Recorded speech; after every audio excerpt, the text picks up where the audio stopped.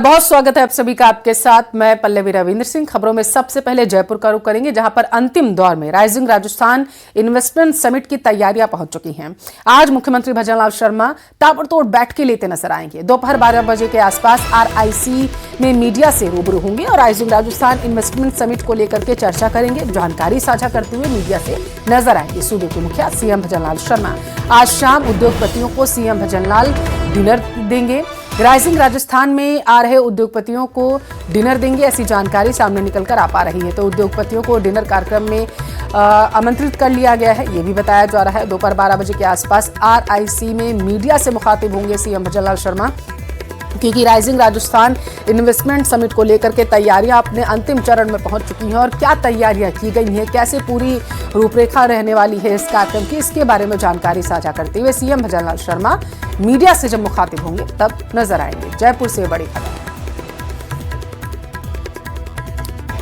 और कल PM मोदी जयपुर के दौरे पर रहेंगे। यहां वो rising Rajasthan global investment summit 2024 का उद्घाटन करेंगे।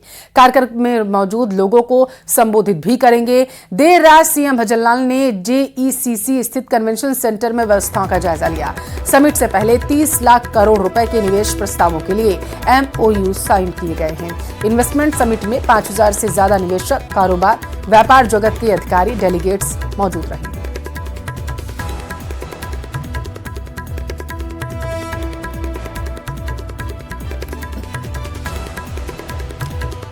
और उधर राजस्थान इन्वेस्टमेंट पर पूर्व मुख्यमंत्री ने सरकार को शुभकामनाएं दी। उन्होंने कहा कि जो भी MOU हैं वो धरातल पर उतरे। उन्होंने कहा है कि इन्वेस्टमेंट इवेंट का प्रचार प्रसार बहुत किया जाता है, लेकिन MOU के बाद महज 10% इन्वेस्टमेंट धरातल पर उतरकर सामने आता है। सुनिए गहलोत ने क्या कुछ कहा। ये शुभकामनाएं हैं। हर सरकार अटेम्प्ट करती है कि देश और विदेश से इन्वेस्टमेंट आए और वो लोग प्रयास करें, MOU करें और उसके बाद में इन्वेस्टमेंट भी आए। साधारणतः देखा गया, चाहे गुजरात हो, चाहे UP हो, चाहे राजस्थान हो, जब इवेंट होती है तो बहुत प्रचार प्रसार होता है, जैसे राजस्थान में हो रहा है। तो उसके बाद में MOU के बाद में 10% 12% इन्वेस्टमेंट मुश्किल से आता है। गुजरात या मैंने देखा लखनऊ या और भी राज्यों में होता है। यहाँ पे भी हमारे वक्त में हुआ था। मैं भी क्लेम नहीं कर सकता कि बहुत बड़ी संख्या में आए होंगे, क्योंकि इंडस्ट्री जो होता है, ये प्रोग्राम आना एक बात है और धरातल पर इन्वेस्टमेंट को उतरना दूसरी बात है। वो बहुत कम उतरता है। वो देखता मेरा वाइबल प्रोजेक्ट है क्या, मेरी परियोजना जो है, मैं निवेश कर रहा हूँ तो लोन भी ले रहा हूँ बैंकों से, तो वो वाइबल भी होगा नहीं होगा। कांग्रेस नेता राहुल गांधी एक दिन के दौरे पर रविवार सुबह जयपुर पहुंच चुके हैं। जयपुर एयरपोर्ट पर कांग्रेस नेताओं और कार्यकर्ताओं ने उनका शानदार तरीके से स्वागत किया। राहुल यहां पर सीधे बताया जा रहा है खेड़ापति बालाजी के दर्शन करने के लिए रवाना हो चुके हैं। यहां उन्होंने बालाजी की पूजन अर्चन कर भगवान का आशीर्वाद भी लेते हुए नजर आएंगे। इसके अलावा वे कांग्रेस नेतृत्व संगम सम्मेलन में हिस्सा लेंगे। नेतृत्व संगम में राहुल गांधी कांग्रेस कार्यकर्ताओं से चर्चा करेंगे और दोपहर 3 बजे वापस एयरपोर्ट के लिए रवाना होंगे। से जो माहौल बना देश के अंदर, उनमें सारे वैल्यू जो थे, लोकतंत्र के मूल्य थे, समाप्त हो रहे हैं। लोकतंत्र नाम का रह गया है। धर्म के नाम पर, जाति के नाम पर ध्रुवीकरण करके पोलराइज करके चुनाव जीत जाओ, ये बहुत बड़ी बात नहीं है। आप पब्लिक को अपनी बात कहो, विचारधारा की बात कहो, अपने कार्यक्रम बताओ, उसके आधार पर आप मैदान में उतरो। और जो माहौल बन गया डरावना, बहुत ही मैं समझता हूँ कि लोग डरे हुए हैं, देश के अंदर घबराए हुए हैं। टेलीफोन में बात करते चमकते हैं कि फेस टाइम में बात करो, हर व्यक्ति ये करेगा। तो डेमोक्रेसी में ये स्थितियाँ अभी जो वर्तमान है, थोड़ी उसमें चिंता वाली बात है। और इसीलिए मैं समझता हूँ कि ऐसे प्रोग्रामों की जरूरत है देश के अंदर। और वो प्रोग्राम कांग्रेस बहुत बेखूबी चला रही है। जालोर का रुख करेंगे। 20 दिन से किसानों का महापड़ाव जारी। किसानों ने जवाई नदी के नाम का 1008 जब्त किया है। आंदोलन के आक्रामक बनाने के लिए रणनीति तय की गई। आंदोलन में ज्यादा से ज्यादा लोगों को जोड़ने की तैयारी है। BKU के बैनर तले कलेक्ट्रेट के बाहर महापड़ाव जारी है। जवाई नदी को पुनर्जीवित करने की मांग की जा रही है। जवाई बांध में हक तय करने के लिए किसान डटे हुए हैं। तो महापड़ाव को लेकर के जानकारी आज सामने निकल कर आ पा रही है, जहां पर आंदोलन को आक्रामक बनाने की रणनीति पर मंथन किया जा रहा है कि किस तरीके से अपनी मांगों को मनवाने के लिए आंदोलन तेज किया जाए, ताकि सरकार जल्दी से जल्दी किसानों की इस मांग पर ध्यान दे। सदबुद्धि के लिए जवाई माता नम का हमने 1008 बार जाप किया है, ताकि कोई सदबुद्धि आए और सरकार पानी छोड़ दे जवाई बांध से, तो हमारी नदी पुनर्जीवित हो जाएगी, तो हमारा जीवन भी एक संवर्धित हो जाएगा, अच्छा जीवन हो जाएगा। और जब तक सरकार से ठोस आश्वासन नहीं मिले हैं तब तक हम डटे रहेंगे। तो जानकारी लेंगे, संवाददाता रेवा शंकर हमारे साथ जुड़ चुके हैं।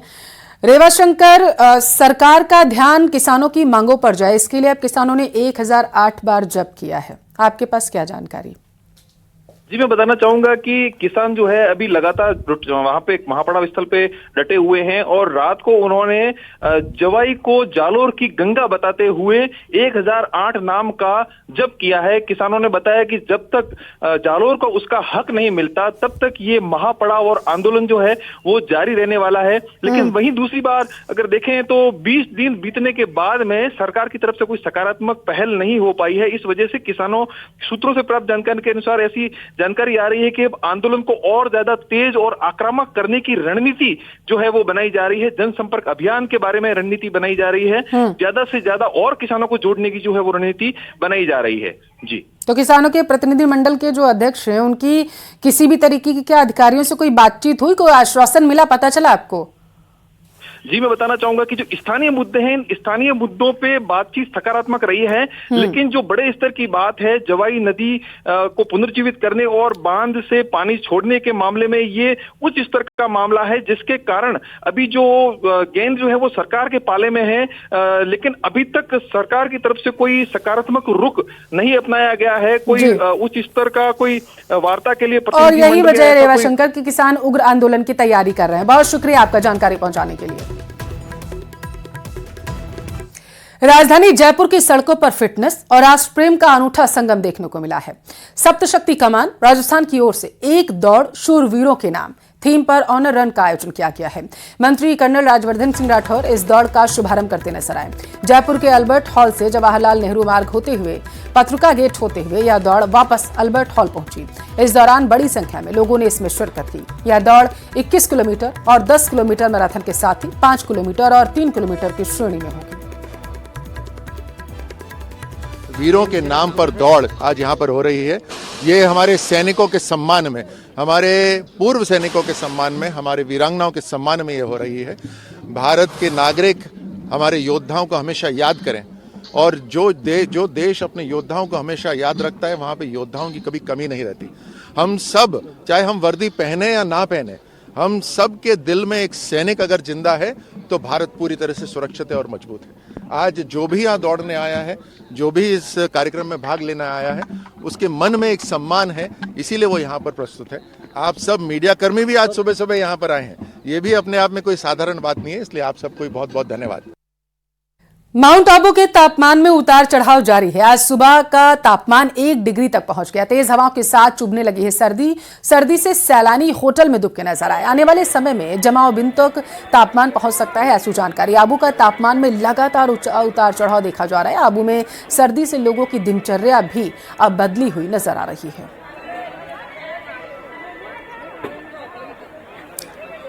दिसंबर महीने के पहले सप्ताह के गुजरने के साथ ही श्रीगंगानगर में सर्दी का असर बढ़ने लगा। पिछली 2 रातों का तापमान 10 डिग्री सेल्सियस से कम दर्ज किया गया, जिससे रात के समय गलन का एहसास बढ़ने लगा। वहीं आज सुबह से जिला मुख्यालय सहित आसपास के क्षेत्र में चल रही हल्की ठंडी हवाओं से ठंडक बढ़ गई है। श्रीगंगानगर में ठंड बढ़ने के साथ ही आमजन के खान पान और पहनावे में बदलाव देखा गया। श्रीगंगानगर में बढ़ती ठंड का जायजा लिया हमारे संवाददाता अशोक कुमार शर्मा ने। दिसंबर महीने का पहला सप्ताह गुजरने के साथ ही राजस्थान के सरहदी जिले श्री गंगानगर में सर्दी बढ़ने लगी है। खासतौर से पिछले 3 रातों में श्री गंगानगर जिले में रात का तापमान 10 डिग्री सेल्सियस से नीचे चला गया, यानी कि अब श्री गंगानगर की रातें ठंडी होने लगी हैं। हालांकि दिन के समय तेज धूप खिलने की वजह से दिन का तापमान तकरीबन 25 से 26 डिग्री सेल्सियस तक पहुंच रहा है, लेकिन रात के समय अब ठिठुरन महसूस होने लगी है। कैसी ठंड है सरदार जी? बहुत ज्यादा ठंड है सर। अच्छा। 2 दिन से काफी हो रही है, पहले कम थी, ये 2 दिन से बहुत ज्यादा सूखी ठंड पड़ रही है। हाँ जी। आज तो हवा भी चलने लगी है। हाँ, आज हवा तेज है सर, बहुत ठंडी हवा चल रही है आज। तो क्या बचाव के इंतजाम है, क्या रहन सहन में बदलाव आया है? बदलाव सर गर्म कपड़े इस्तेमाल हो रहे हैं, मफलर वगैरह हो रहे हैं, ग्लव्स पहनने पड़ रहे हैं और ठंड ज़्यादा बढ़ रही है। अच्छा, एक बात बताएं, पहनावा तो बदल ही गया, लेकिन क्या हमारी जो रसोई है उसके खान पान में भी कुछ बदलाव हुआ है? बिल्कुल बदलाव होगा सर, मौसम के हिसाब से ठंड बढ़ रही है तो बिल्कुल चेंजिंग आएगी सब में। आप देख सकते हैं कि हल्की ठंडी हवा चल रही है और हल्की ठंडी हवा चलने से एक बार फिर से मौसम के जो मिजाज हैं या ठंड के जो मिजाज हैं वो बदलने लगे हैं। लोग ठंड से बचने के लिए गर्म कपड़ों का इस्तेमाल कर रहे हैं, वहीं लोगों का जो रूटीन है उस रूटीन में भी अब बदलाव आने लगा है। जहां अमूमन लोगों के दिन की शुरुआत लगभग 6:30-7 बजे के करीब हो जाया करती थी, अभी लगभग 7:30 बजे का वक्त है, लेकिन अभी तक सड़कें लगभग सुनसान दिखाई देने लगी हैं। साथ ही साथ जैसे जैसे तापमान में गिरावट दर्ज की जा रही है, वैसे वैसे मॉर्निंग वॉकर्स की संख्या भी काफ़ी कम है। इस बीच न्यूज़ 18 भी अपने सभी दर्शकों से अपील करता है कि इस बदलते हुए मौसम के दौरान, चूंकि अब रात के समय तापमान तकरीबन 7 से 8 डिग्री सेल्सियस के आसपास आ गया है, तो ऐसे में विशेष सावधानी बरतें, गर्म कपड़ों का इस्तेमाल करें और अपने खान पान में गर्म भोज्य तत्व जैसे कि बाजरा, मक्की, गुड़ आदि का इस्तेमाल करें ताकि मौसमी बीमारियों की चपेट में आने से बचा जा सके। अशोक शर्मा, न्यूज़ 18 श्री गंगानगर। अलवर का रुख करेंगे। आरआर कॉलेज परिसर के जंगल में पैंथर घुसने के मामले को लेकर के अपडेट है। 8 दिन के बाद भी पिंजरे में पैंथर कैद नहीं हो पाया। अभी तक पैंथर वन विभाग की टीम की पकड़ से दूर है, आंख मिचौली खेल रहा है। वन विभाग की टीम पैंथर को पकड़ने के प्रयास कर रही है। आज पिंजरे के पास नहीं पहुंचा है पैंथर, ऐसी जानकारी है। तो तकरीबन 8 दिन का समय बीत चुका है और पिंजरा लगाया गया वन विभाग की तरफ से ताकि पैंथर इस पिंजरे में कैद हो सके। तमाम जतन वन विभाग की तरफ से कर लिए गए, लेकिन बताया जा रहा है कि जो पैंथर है वो पिंजरे के आसपास आता है, घूमकर चला जाता है। आज लगातार 8वां दिन है। आज ना तो पिंजरों के पास कोई पगमार्क मिले हैं, ना ही 7 दिन से लगातार जिस साइड को जा रहा था उस साइड में पगमार्क मिले हैं। अभी हम फिलहाल आरआर कॉलेज के पीछे फूलबाग की जो एग्रीकल्चर भूमि है उसके अंदर पगमार्क देख रहे हैं। तो इसमें उसके आज के पगमार्क भी मिले हैं और शिकार के पीछे दौड़ने के निशान भी। ज्यादा जानकारी लेंगे, संवाददाता नितिन हमारे साथ जुड़ चुके हैं। नितिन, ये पिछले 8 दिन से पैंथर वन विभाग की टीम के साथ आंख मिचौली खेल रहा है, कुछ और जतन किए जा रहे हैं विभाग की तरफ से इसे पकड़ने के लिए या नहीं? जी, जो पैंथर का जो मामला है वो 8 दिन से लगातार पैंथर को पकड़ने के लिए पूरी तरह प्रयास किए जा रहे हैं वन विभाग की टीम द्वारा। और वन विभाग द्वारा जो है लगातार पिंजरे भी लगाए गए हैं जिसमें मेमना और मुर्गा वगैरह भी बांधे गए, लेकिन उसके बावजूद भी जो पैंथर है वो पिंजरे के पास आता है और बैठकर चला जाता है, लेकिन पिंजरे के अंदर कैद नहीं हो पाता है। आज 8 दिन बीत जाने के बाद भी लगातार जो है वन विभाग की जो टीम को है सफलता हासिल हुई है। और आज जो देखा गया है जो पैंथर के पगमार्क हैं वो पूर्व केंद्रीय मंत्री जितेंद्र सिंह की जो एग्रीकल्चर जमीन है उसके वहां पर जो देखे गए हैं पगमार्क, और वहां पर पैंथर ने नील गाय का शिकार करने का प्रयास भी किया, लेकिन नील गाय जो है पैंथर से छूट के भाग गई थी। लेकिन अब लगातार वन विभाग द्वारा प्रयास तो पूरे किए जा रहे हैं, लेकिन अभी सफलता हासिल नहीं हो पा रही है, क्योंकि इस तरह के जो मामले हैं लगातार जो है पैंथर आबादी क्षेत्रों में आने लगे हैं, क्योंकि सरिस्का बफर जो क्षेत्र है वो बिल्कुल शहर से सटा हुआ है और सरिस्का बफर क्षेत्र में जो है यहाँ पर पैंथर की काफी संख्या में पैंथर है। लेकिन यहाँ पर टाइगर भी आने से जो पैंथर है वो अपना जो है एरिया छोड़ के और सीधे आबादी क्षेत्रों में आने लगे हैं, लेकिन उनको पकड़ने के लिए पूरी तरह प्रयास भी किए जा रहे हैं। वन विभाग की टीम जो है लगातार पिंजरे भी लगा रही है, उसके अंदर मुर्गा भी बांध रही है, मेमना भी बांध रही है, लेकिन उसके बाद भी उनको सफलता हासिल नहीं हो पा रही है और इससे ग्रामीण बेहद परेशान है। बहुत शुक्रिया नितिन जानकारी पहुंचाने के लिए। सिरोही जिला क्रिकेट एसोसिएशन की नई कार्यकारिणी में खिलाड़ियों को दरकिनार करने से अब विवाद बढ़ता जा रहा है। नई कार्यकारिणी में सदस्य के तौर पर मंत्री ओटाराम देवासी के पुत्र विक्रम देवासी के साथ निजी बैंक कर्मियों को सदस्य बनाने को लेकर विवाद है। हेमंत पुरोहित द्वारा मामले को हाईकोर्ट में चुनौती देने की बात सामने आई है। जिला क्रिकेट संघ के चुनाव आगामी 15 दिसंबर को होने वाले हैं।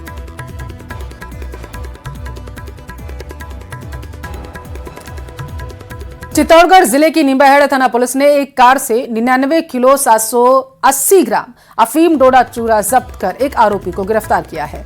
बताया जा रहा है कि पुलिस ने जलिया चेक पोस्ट पर नाकेबंदी के दौरान कार को रुकवाकर उसकी तलाशी ली तो कार में 5 प्लास्टिक के कट्टों में ये डोडा चूरा भरा हुआ था। पुलिस ने अफीम डोडा चूरा और कार को जब्त कर लिया है। एनडीपीएस एक्ट के तहत मामला दर्ज किया गया।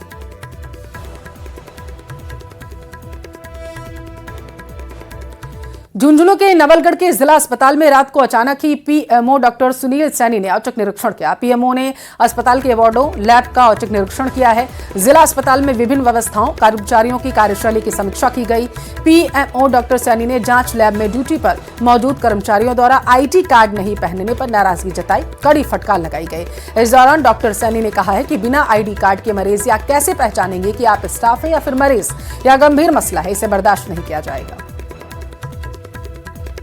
हम विजिट किया, देखा कि सारे एक ओपीडी काउंटर है, भामाशा काउंटर है। स्टाफ को कई बार पेशेंट डायरेक्ट फोन कर देता है कि अवेलेबल नहीं है, तो मैं सडनली चेक करने आया तो रूटीनली सारा स्टाफ मिला है मेरे को दोनों काउंटर्स पे।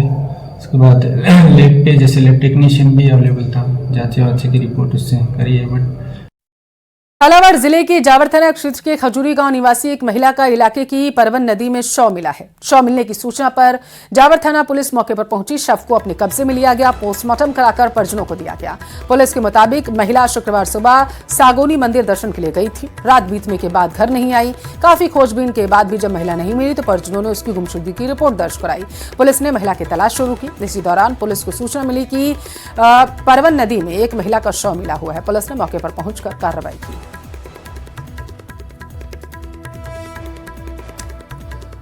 चित्तौड़गढ़ के बेगू में तेज रफ्तार कार की टक्कर से सड़क किनारे खड़े ड्राइवर की जान चली गई है। कोटा चित्तौड़गढ़ हाईवे 27 पर गांव भंवरिया मंडल के पास एक टैंकर ड्राइवर टायर चेक कर रहा था, तभी कोटा की तरफ से आई तेज रफ्तार कार ने टैंकर ड्राइवर को टक्कर मार दी। गंभीर रूप से घायल था, अस्पताल में भर्ती करवाया गया। इलाज के दौरान उसने दम तोड़ दिया।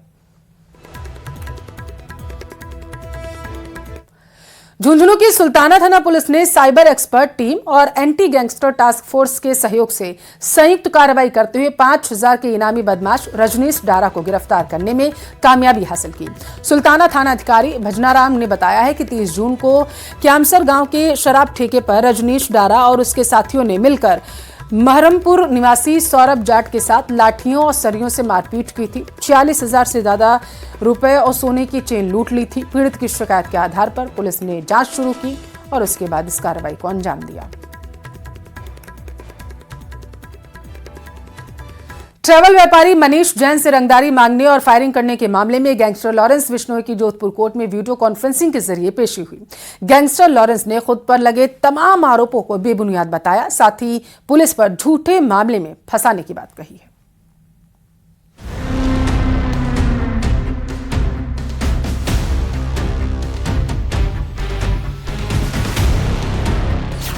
जोधपुर कोर्ट में वीसी के जरिए लॉरेंस की पेशी। ऑरेंज कलर की टी शर्ट पहनी थी, ब्लू जींस थी, लेफ्ट हैंड में माला थी रुद्राक्ष की, तो और आज तिलक विलक लगाया हुआ था सिंदूर का। साबरमती जेल से क्या बोला लॉरेंस? जोधपुर पुलिस को कटघरे में किया खड़ा। निर्भीक होके और अपने बयान मुलजिम दिए थे सरल स्वभाव से।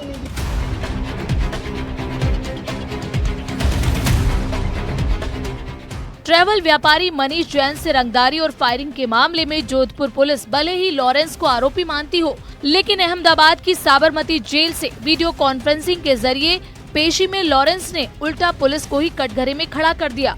उसने एक तरफ मनीष जैन से रंगदारी वसूलने के आरोपों को बेबुनियाद बताया, साथ ही पुलिस पर झूठे मामले में फंसाने का आरोप भी लगाया।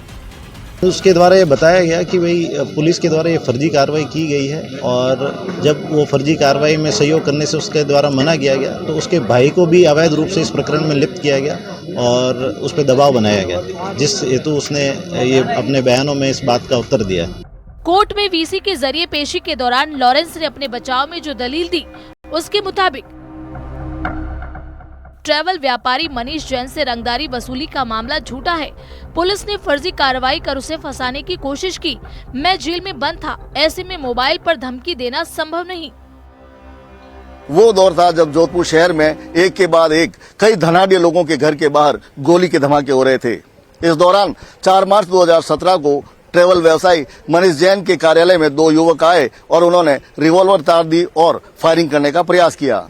हालांकि तत्कालीन समय में फायर नहीं हो पाया। इसके बाद मनीष जैन ने शास्त्रीनगर थाने में एक रिपोर्ट दर्ज कर बताया कि उसके यहाँ पर 2 लोगों ने फायरिंग करने का प्रयास किया और इसके साथ ही उसे एक इंटरनेट कॉल आया था जिसमें किसी व्यक्ति ने ये कहा था कि मैं लॉरेंस बिश्नोई हूं और यदि रंगदारी नहीं दी तो उसे मार दिया जाएगा।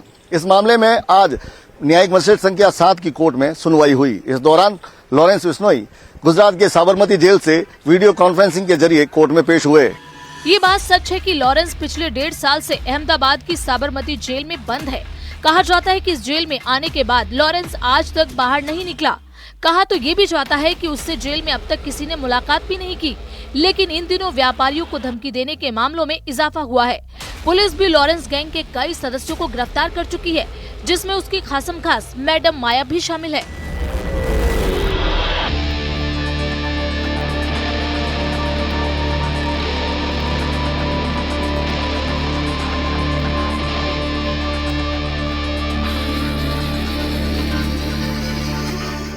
लॉरेंस बिश्नोई को जब पूछा गया कि उन्होंने किसी को कॉल करके धमकाया क्या, तब उन्होंने कहा कि वो 11 सालों से जेल में है और जेल से फोन करके किसी को धमकाना संभव ही नहीं। लॉरेंस ने इस पेशी के दौरान उल्टा पुलिस पर आरोप लगाते हुए कहा कि साल 2017 में पुलिस उसे दबाने और डराने के लिहाज से एक के बाद एक उसके खिलाफ फर्जी मुकदमे दर्ज कर रहे थे। आज सुनवाई के दौरान लॉरेंस ने उन तमाम जो उसके ऊपर आरोप थे उनको झूठा बताया। कैमरामैन समीर खान के साथ चंद्रशेखर व्यास, न्यूज़ 18 राजस्थान, जोधपुर। प्रदेश के गृह राज्य मंत्री जवाहर सिंह बेढम राजसमंद जिले के दौरे पर हैं। बीती रात देवगढ़ क्षेत्र के अर्जुनगढ़ गांव में जनसंवाद कार्यक्रम में उन्होंने ग्रामीणों की समस्याएं सुनी और संबंधित अधिकारियों को मौके पर ही समाधान के निर्देश दिए। उन्होंने कहा कि जनता की समस्याओं का संवेदनशीलता के साथ त्वरित समाधान सुनिश्चित किया जाए। उन्होंने अर्जुनगढ़ स्थित श्री देवनारायण मंदिर में दर्शन कर प्रभु का आशीर्वाद भी लिया। इसके बाद सादगी का परिचय देते हुए एक निर्धन परिवार के घर पहुंचकर भोजन किया। समाज के सभी तबकों को साथ लेकर चलने का संदेश दिया। प्रमुख लोग मिले, इनकी समस्याएं भी सुनी और समाधान के निर्देश भी दिए हैं।